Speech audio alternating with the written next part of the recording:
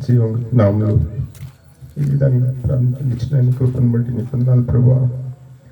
గత 24వ తారీఖున ప్రభా నా నుండి మహిమలోకి పిలుచుకుంటూ వచ్చినారు తండ్రి. నేను ప్రశ్నించలేదు, నిశ్చితమైంది ప్రభా. మీరు పిలుచుకుంటూ వచ్చినారు తండ్రి. అన్ని బట్టి నీకు వందనాలు చెల్లిస్తుంటున్నాను నాయన. ఎన్నోసార్లు నాయన మరణం వరకు నాయన వెళ్తూ వచ్చినాడు, ఎన్నో ఇబ్బందులు పడుతూ వచ్చినాడు. అయినప్పటికీ ప్రభా మరి గత 24వ తారీఖు వరకు కూడా ప్రభా తన సజీవంగా ఉంచినారు. అందుని బట్టి నీకు వందనాలు చెల్లిస్తుంటున్నాను ప్రభా. నిశ్చితమైంది తండ్రి. ఆ దినము రాత్రికాల సమయంలో 10 గంటల ప్రాంతాల్లో ప్రభా నా ముందే తన ప్రాణాన్ని ప్రభా మీరు పిలుచుకుంటూ వచ్చినారు తండ్రి. నేను ప్రశ్నించలేను, నిశ్చితమైంది మీరు పిలుచుకున్నారు దేవా. అందుని బట్టి నీకు వందనాలు చెల్లిస్తుంటున్నాను ప్రభా. దేవా మరి నేను నాయన కొరకు కొన్ని మాటలు చెప్తుండగా మీరు సాయం చేయండి, కొన్ని చూపించండి తండ్రి. మీరే నాతో మాట్లాడాల్సిందిగా ప్రార్థిస్తుంటున్నాను. మీరే జ్ఞాపకం తీసుకోండి తండ్రి. మీరే సాయపడాల్సిందిగా మీ కృప వల్ల దయగల సలకబెత్తు ప్రభా. నాన్న నేను తగ్గించుకుంటే దేవా నీ నామాన్ని ఇచ్చిస్తాం. కొద్దిసేపు ప్రార్థన చేసిన వేడుకుంటున్నాను తండ్రి. ఆమేన్.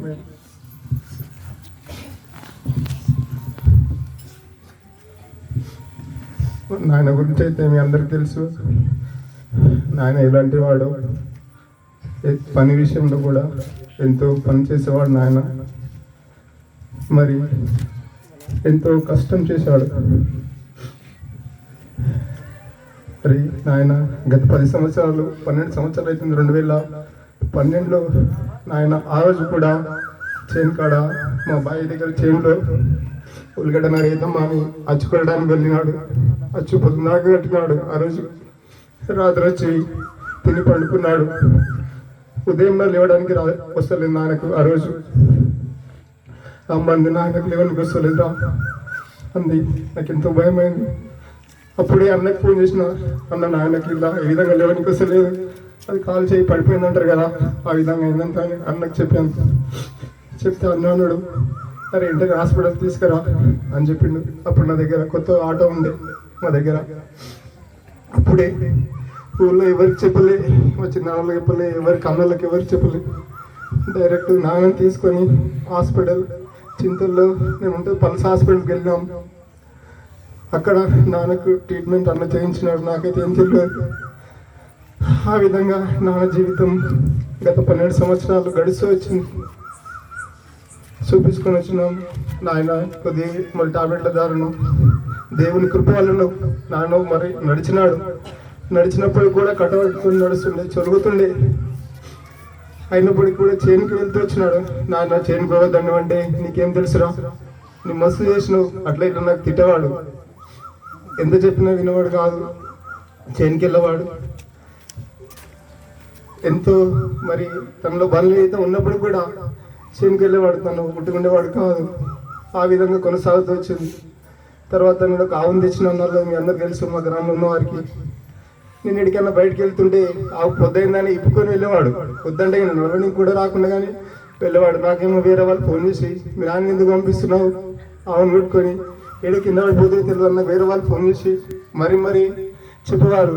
ఆయన ఈ విధంగా మరి కంటూరు నీ పోవద్దంటే నన్ను తిట్టేవాడే. ప్రతి విషయంలో తిట్టేవాడు. నేను చేసే పని నేను ఎంత మంచి చేసినా అన్న పని నచ్చేవాడు కాదు. ఎందుకంటే ఆ విధంగా పని చేసి వచ్చినాడు అతను. ఎంత ఆయన పని విషయంలో నీట్నెస్ అంటే ఆ విధంగా ఏమన్నా నచ్చు కట్టాలంటే కూడా చాలా స్ట్రైట్గా లోతుగా చేసేవాడంట. వేరే వాళ్ళు నాన్నతో పనిచేసిన వారు పెద్దవారు చెప్తుంటే నాకు నేను కూడా చూసిన ఆ విధంగానే ఉండేవాడు నాన్న.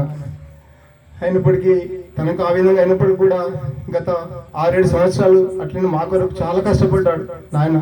వద్దంటే చేనుకి వెళ్ళేవాడు, ప్రతి పని చేసేవాడు.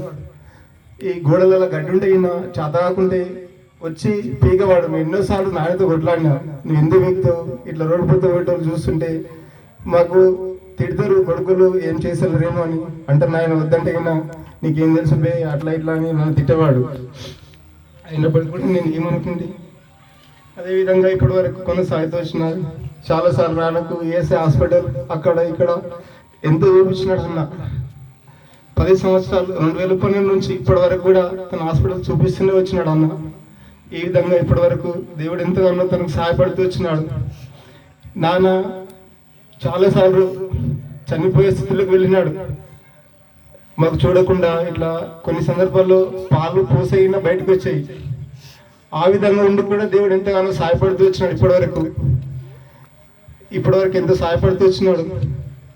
దేవుని కృప వలన చాలా కష్టపడుతూ వచ్చిన నాయన అమ్మగిన మరి నాన్నకు ఎంత సేవ చేసిందంటే నేను మాటల్లో చెప్పలేను. అలాంటి సేవ చేసింది అమ్మ. ఎందుకంటే నేను ఇక్కడ ఇంటి దగ్గర ఉన్నా కాబట్టి నేను చూస్తూ వచ్చినాను. అమ్మ అంత సేవ చేసింది. అమ్మ రుణం నాన్న విషయంలో మాత్రం 100% తీర్చుకున్నది. ఎందుకంటే చిన్నపిల్లల్ని చేసినట్లు మా అమ్మ చేసింది. ఎంత నీట్గా ఉంటుందంటే అంత నీట్గా ఉంటుండే. ఆ విధంగా చేస్తూ వచ్చినది. ఒకరోజు హైదరాబాద్ హాస్పిటల్ తీసుకొని ఇంటికి వచ్చినాక నాన్నకు బీడీలు తాగొద్దని చెప్పారు. కానీ ఆయన తాగేవాడు. కళ్ళంలో పెంటలు దాపెట్టుకున్నాడు బీడీలు. అయితే నేను చెప్పినాను అక్కకు అనితకు, నానైతే ఏ విధంగా బీడీలు తాగుతుండు కళ్ళంలోకి అని చెప్పినాను. ఆమె ఎంతో బాధపడ్డది, ఏడ్చింది. ఒకరోజు నాయన పండుకున్నాడు.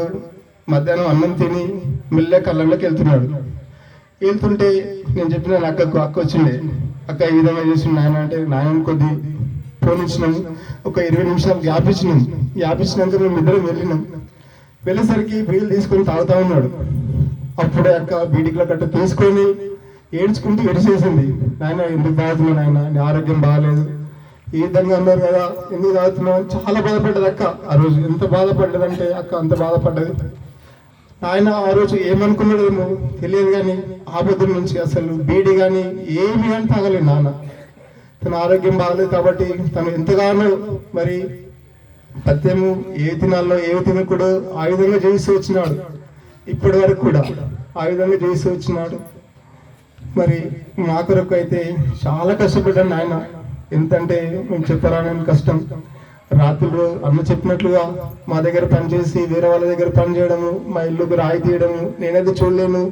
కానీ వేరే వాళ్ళు పెద్ద మనుషులు అదర్ క్యాస్ట్ వాళ్ళు చెప్పినారు నాకు చాలాసార్లు. నేను చేస్తున్నప్పుడు మీ నాన్న అయితే ఈ విధంగా కష్టపడ్డాడు, పాపం మీ నాన్నకు ఆ విధంగా అయింది అని ఎంతో నా ముందు చాలా మంది చెప్పినారు. అంతవరకు తెలుసు, నేనైతే నా కళ్ళతో చూడలేను. చిన్నగా ఆ విధంగా చెప్తూ వచ్చినారు.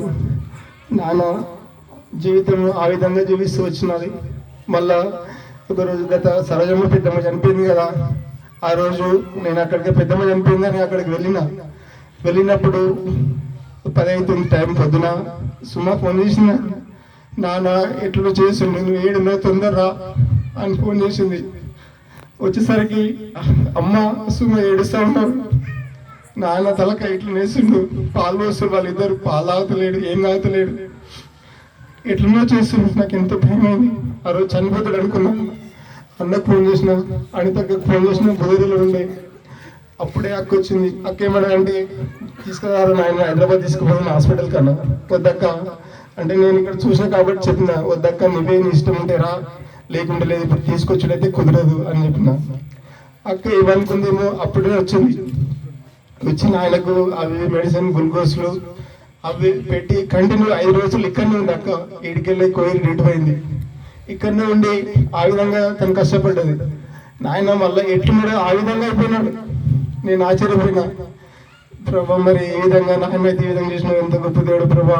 మరి నాయన నేను చూసిన కాబట్టి నేను చెప్పగలుగుతున్నాను. ఆ విధంగా కొనసాగుతూ వచ్చింది.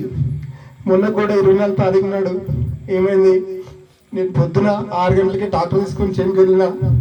ఇక్కడ దున్నికి వెళ్ళినాను.